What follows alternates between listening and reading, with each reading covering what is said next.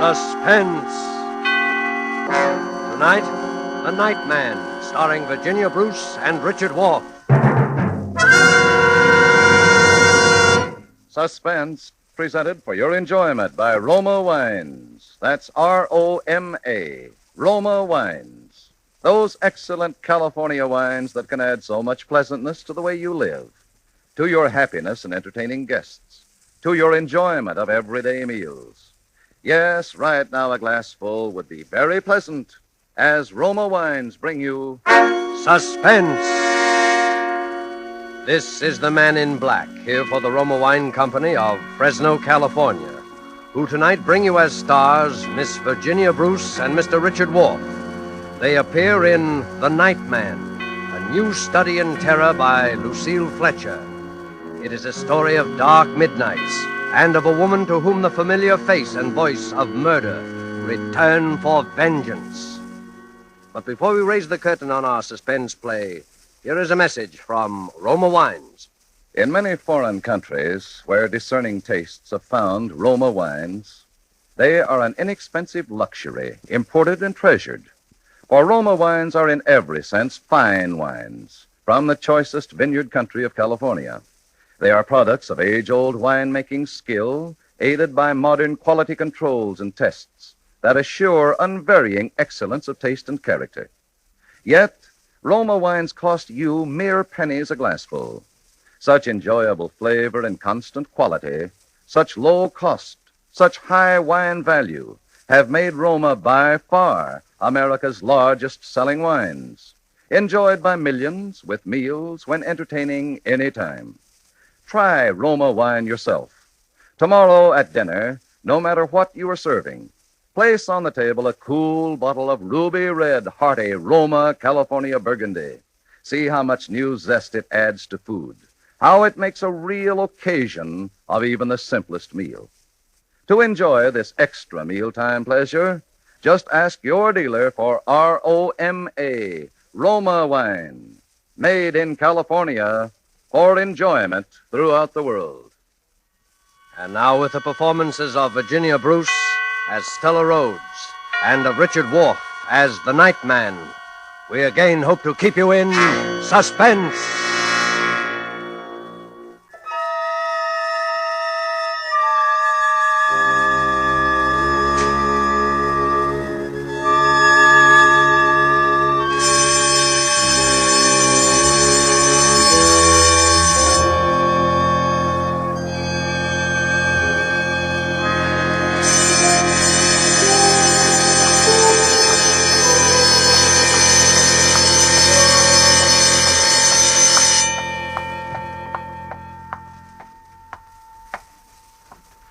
Warden Graves. Yes, Miss Rhodes. Sit down, won't you? Thank you. I hate to disturb you like this, but I've traveled clear across the country. They wouldn't give me the information over the phone. I know. You know what this visit is all about, Warden. To some extent, yes. You think one of our prisoners, Tom Nixon, has escaped. He has escaped. I'm as sure of it as I'm sure of sitting here now. I saw him at large in New York City 2 days ago. You knew Tom Nixon well, Miss Rhodes? Knew him? He was my mother's murderer. My mother was Mrs. George Rhodes of Huntington, Long Island. She ran a boarding house there. He killed her on September 18th, 1933. We have all the records of the crime, Miss Rhodes. Tom was Mother's chief boarder for 10 years. Know him? Why, I sat opposite him at dinner table from the time I was a girl of 15. I knew him as well as I knew Mother. I'd know him anyway. I see. And now he's at large. He's free. He's escaped this place. Maybe you're not aware of it. Maybe even his fellow prisoners aren't aware of it. But he's wormed his way out. And he's after me. He's after me. Oh, now, my dear young lady. Warden Graves. 10 years ago, when Mother was found murdered, I knew it couldn't have been anyone but Tom. I testified against him. I was practically the only witness at the trial. And when they sentenced him here for life, he swore to kill me. He swore in the open court to get even with me. For 10 years, I've lived in deadly fear. I've watched the newspapers for prison breaks. I've moved from house to house, made few friends. He's hung over me like a shadow. Even though I told myself he was locked up here forever. And now it's come. And where exactly did you see the prisoner, Miss Rhodes? That's just the point. That's why I know he's after me. I saw him in my own apartment house. Well. He has a job there, running the elevator at night. That's what makes it so horrible. I've never married, Warden Graves. I live all alone in a small 3-room penthouse on the 18th floor of an office building. The other night, about a week ago, I came home alone from the movies after midnight. The big marble lobby of my building was deserted, except in a far corner near the elevator with his back toward me, there was a man, down on his hands and knees, scrubbing the floor.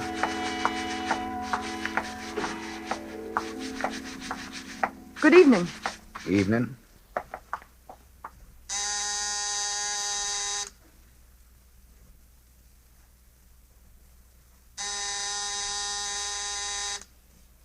Well, where is everybody? Isn't the elevator working tonight? You want to go up in the elevator, Mum? Certainly. I'll be right with you. Okay, Mum. What floor? I was in the elevator, and he had started to ascend before I really saw him. It was Tom. His hair had turned white, and there was a horrible stoop to his shoulders. But everything about him, the crook of his head, his high, thin, bony nose, the hollow cheekbones, were all the same. And then he turned and stared at me. I could see those deadly, pale, cold eyes, those heavy eyebrows, still black, that familiar, quiet, sarcastic mouth. What floor, Mum? My floor. Yes, the penthouse, please. Penthouse? Where's that, on the roof? Yes, on the roof, please. 18th floor. Okay. Warden Graves. It was like being in a cage with a wild beast. He kept watching me, peering at me furtively as the elevator moved with agonizing slowness up and up past the floors. I shrunk back, averting my face. The light in the car was dim. My only hope was that he did not recognize me. Here's your floor, miss. Thank you. Good night. Good night. Good night. You can go back down. I don't need anything, thank you. What's the matter? Forgotten your door key? No, it's right in my bag. I'll find it in a minute. You want me to let you in? Let me in? No, good Lord. I got pass keys to all the doors. It's no trouble. No, thanks, but No, I have it right here. Good night.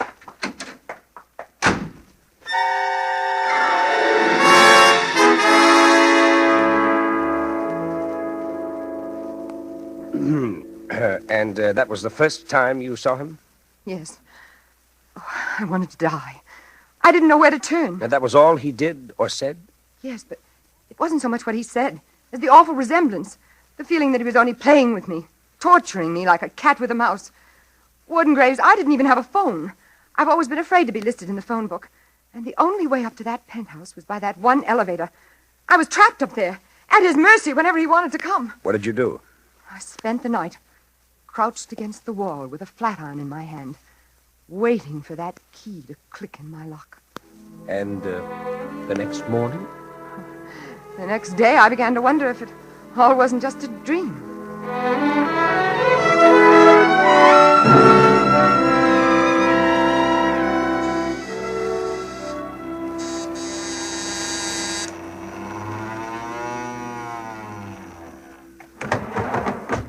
Good morning, Miss Rhodes. Good morning, Gallagher. Lovely weather we've been having, lovely, dry and brisk, but not too brisk, not overcoat weather yet. No, not overcoat weather yet. I was only saying to Foley this morning. Gallagher? Yes, Miss Rhodes, yes. Who's that new night man running the elevator? The one who came on last night? Oh, Foley? You mean Foley, Miss Rhodes? Why, that's Charlie Foley. Nice old chap, ain't he? Very friendly and obliging, too. Treated me to coffee this morning before I came on. Charlie Foley. Yep, that's his name. They're very partial to the Irish here in this building. Gallagher, Foley. But he's a nice, trustworthy chap, Miss Rhodes. Honest, too. Good morning, Miss Rhodes. Good morning. Forget something, Miss Rose? No. Just about this Mr. Foley. It's just that he's rather, odd-looking. I was wondering where he came from and if he's perfectly all right. All right. Let me tell you something. He was personally recommended by Ellsworth, Hitchcock, Pearson, and Scott, the owners of the place. And that's the first time that's ever happened in my experience. Don't you worry about him, Miss Rhodes. He's a good man, member of our union, and married with 2 children. Believe me, when the owners recommend a man... Well, it all sounds like a foolproof alibi, Miss Rhodes. And so you went back? Well, I didn't want to, even then. I spent the day hunting for another apartment. But you know wartime New York, Warden Graves. There wasn't another apartment to be had. I let myself be convinced until that night when I saw him again.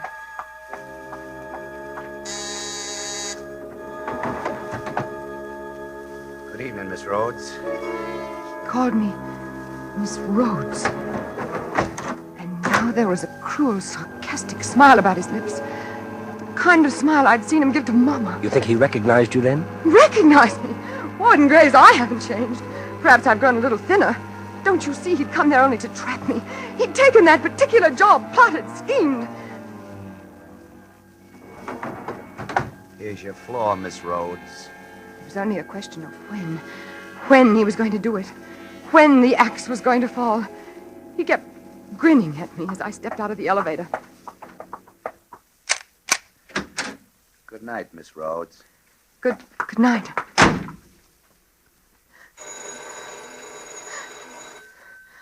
Who is it? Who's there?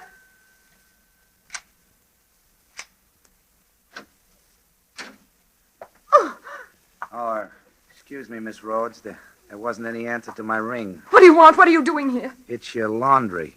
They told me to put it inside the door in case you weren't home. My laundry?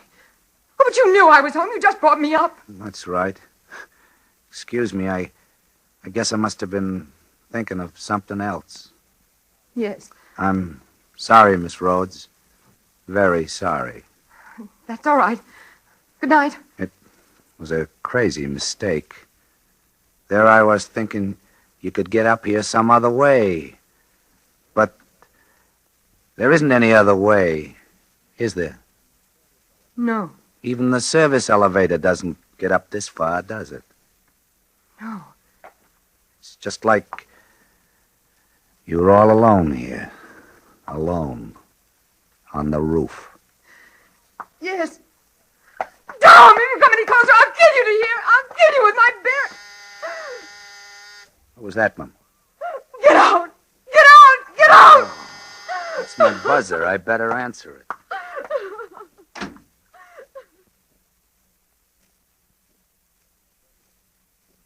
And then what happened? Nothing. He came back again that night? No. I haven't seen him since. I barricaded myself in that night. Once it occurred to me that I might escape by running down 18 flights of fire stairs. But the thought of meeting him back in the gloomy darkness kept me back. And I didn't know where the fire stairs ended.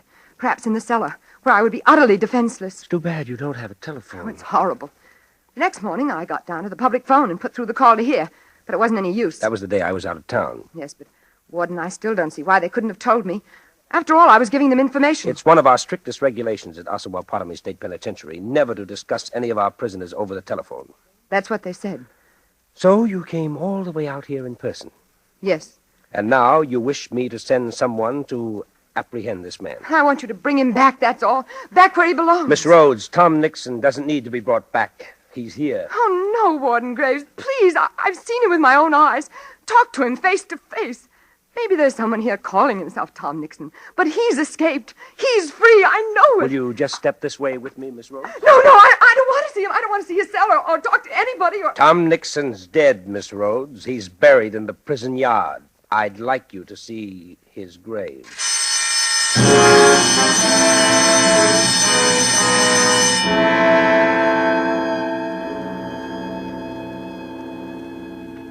And this is the photograph taken of him just a week before he died. You see, he wasted away quite a bit. He was in the infirmary all last year. Became very religious, too, toward the end. Spent a good deal of his time praying. Praying? Mm-hmm. All the fight seemed to go out of him as soon as he knew he was seriously ill. But you'd say this was his picture, wouldn't you, Miss Rhodes? Yes. It's Tom, all right. Mm-hmm. And these little personal belongings. Ordinarily, we turn these over to the family, but in Tom's case, there wasn't much family. You'd recognize these as his. Yes, I don't know them all, but that gold watch, he used to wear it every Sunday at Mama's. He wrote a couple of notes before he died to a fellow prisoner and to the prison chaplain. You remember this handwriting? Yes, this seems to be it. Well, Miss Rhodes, now you feel a little better about your elevator operator? Hmm? You must think me a fool. No. An awful fool. Not at all, not at all. But the likeness was so extraordinary. It was almost like seeing a ghost. A ghost? Come, Miss Rhodes. Snap out of it. Now that you've gotten all this off your chest, isn't it perfectly obvious that that poor nightman's done nothing or said nothing to you at all out of the ordinary? It's only that, well, you seem to be the victim of some kind of guilt complex. Guilt complex? Oh, I'm not guilty of anything. Oh, what I mean is, Tom has been on your mind now for 10 years. You testified against him. He threatened you. Gradually, you see him everywhere. No, only this once. Only these last few nights. All right. But now you know the truth. That should clear your fears forever. Tom's dead and buried. Now, go back and take a look at that nightman again. Now that you know Tom's dead, I'll lay odds the whole resemblance will vanish. Well, I hope so. My advice to you, Miss Rhodes, would be to go straight home. Use that elevator as much as possible. Get acquainted with this Foley fellow. For your own sake, try to get the better of these hallucinations. Otherwise, you'll start seeing poor Tom everywhere you turn. Well, I'll try, Warden Graves. Well, thank you. You've been very kind. Not at all.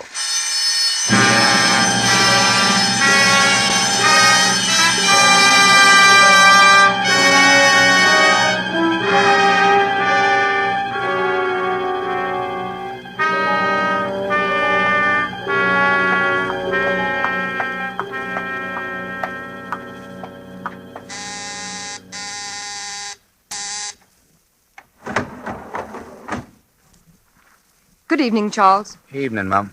I have some bags here, Charles. Will you help me with them, please? Okay.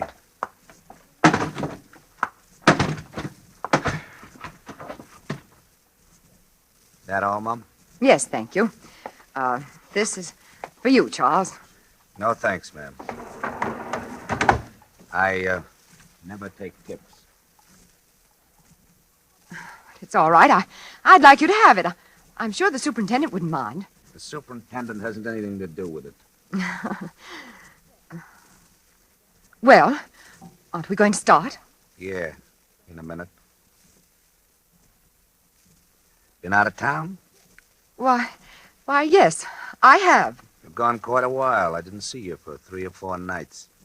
I was in the country, visiting a friend. Oh. Why, it's beautiful weather out there. The leaves are beautiful. I wouldn't know. You live in the city, Charles? Of course. Oh, isn't it hard to bring up children in the city? Children? Yes. Didn't I understand Gallagher to say you had 2 children? Me? What chance I have to have any children? Oh, I'm sorry. I'm a bachelor. By the way, my name is not Charles. Well, guess this must be my floor. No, it's not. Then why are we stopping? The elevator's stuck.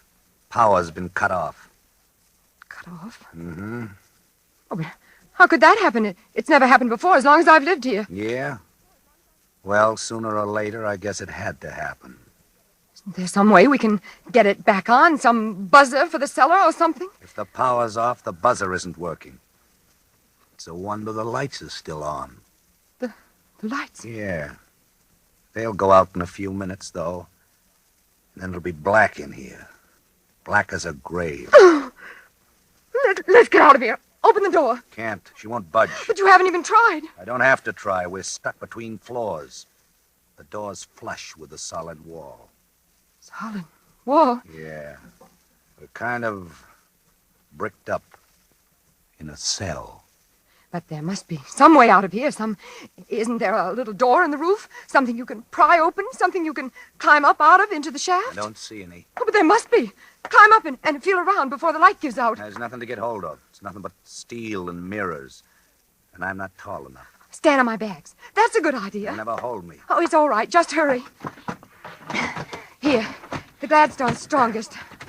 No, never make it. Oh, but stand on your tiptoes. Stretch. No. Let me try. Oh, dear, no, I can't. I didn't think so. Oh, what are we going to do? What are we going to do? Wait. Wait. Wait until somebody comes along downstairs and finds the elevator stuck, and then rings up the superintendent. Oh, but that might be hours. Sure. No! Help! Help! Somebody help! Help! You're wasting your time. Oh. Everybody's left the building. I know because they've all signed out. This air shaft's thick, isolated. Nobody's down in the basement, and there won't be any passengers ringing for an elevator this time of night. You seem awfully sure about all that. Why not? Cigarette? No, thanks. Do you think it's safe to smoke in here? Sure. And supposing it isn't. What's the difference? Here, have one. It'll soothe your nerves. No, thanks. The air's so close. Jumpy, ain't you? No, I suppose really there's nothing to be afraid of. Sooner or later, they'll come. Oh, sure. Eventually. It's just that this waiting and all these mirrors and being stuck. You're not jumpy on account of me? You? Oh, no, of course not. But you were kind of jumpy with me the other night, weren't you? The other night? When I came into your apartment unexpectedly. That was a mistake. A mistake? Yes, I just thought you were someone else, a friend of mine, someone I've always been afraid of. Oh. But now I've learned it couldn't be you because this friend's dead. Dead and buried. Dead and buried. Yes. What was his name? Maybe I know him. Oh! What was that? Only the lights. I knew they'd give out sooner or later. Oh, no! No, they can't! I can't stay here alone in the dark with you! So you are jumpy with me. No! I thought you said this guy was dead and buried. He is. I saw his grave. Then why are you screaming like that? I'm not screaming. Only it's so dark in here. So close and creepy. What did you do to this friend that makes you so jumpy? Do to him?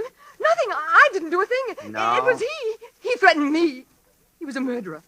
He killed my mother in cold blood 10 years ago. He was our boarder for 10 years. And one afternoon... Don't move! Don't move! I'm not moving. Go on. One afternoon, I came home, and there was Mother lying on the floor with her throat. No, where are you? I can't... Go on. No, I can't stand it. I can't stand it. Tom! It's you, Tom, isn't it? I thought you said your friend was dead and buried. Stop playing with me. Stop torturing me. Tell me the truth. You escaped, didn't you? You didn't die, and it was someone else's grave, just as I thought. You escaped and found me here. Answer me, Tom. Where are you? I can't see you. I can't. Ah! Oh, no. No, stop. I didn't mean it. I didn't. I didn't mean to send you there. It was only because I loved you, Tom. Loved you so blindly, passionately, for years. And hated Mama. And hated you for loving her. It was only to get revenge on you both that I killed her. And framed you. Mama was so cruel to me, Tom. She treated me like a slave. And all the time flaunting you in my face. If you'd spoken one kind word to me, Tom, at the trial. One word to let me know you loved me.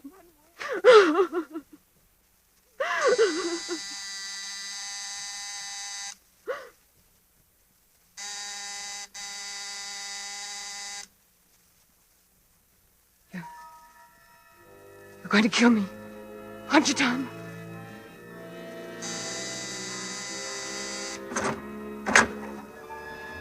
No, Tom! I don't want to die! I don't want to die! I don't want to die, Tom!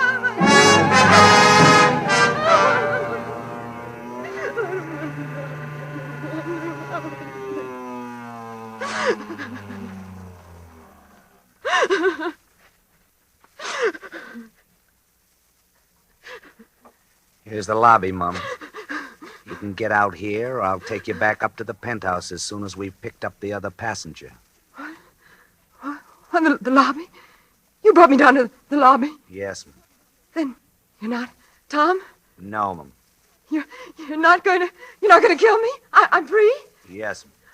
Then it was all just a crazy illusion.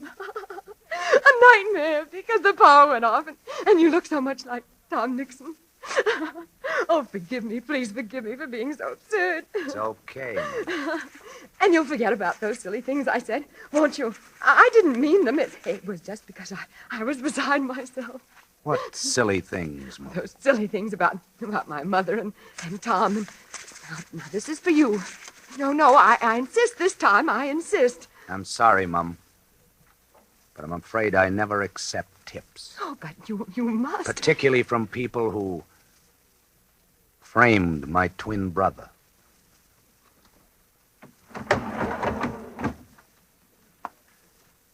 Good evening, Warden Graves. Good evening, Lieutenant Nixon. Well done.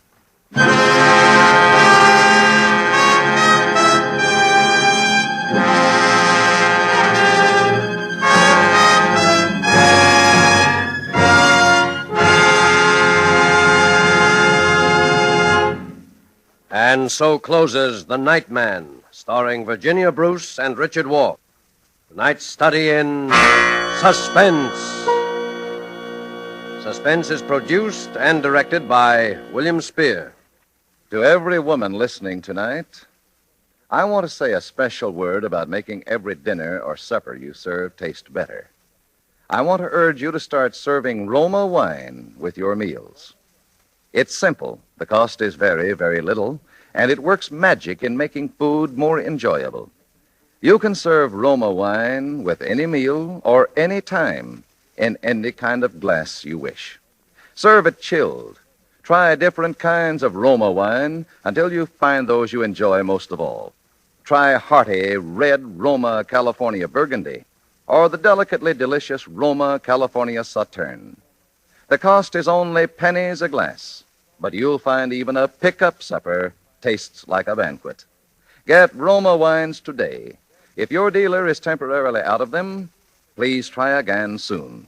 Just ask for R-O-M-A, Roma Wines, America's largest selling wines, made in California for enjoyment throughout the world. Richard Wolff appeared through the courtesy of Metro-Goldwyn-Mayer, producers of Mrs. Parkington. Next Thursday, same time, you will hear Mr. Van Johnson and Mr. Keenan Wynn as stars of Suspense. Presented by Roma Wines, R-O-M-A, made in California for enjoyment throughout the world. Remember this, the war is not over. For every reason, patriotic and personal, continue to buy and keep war bonds. Put as much of your money as possible where it will serve as a reserve to be used in the future. War bond dollars now can mean the realization of your long-range peacetime objectives.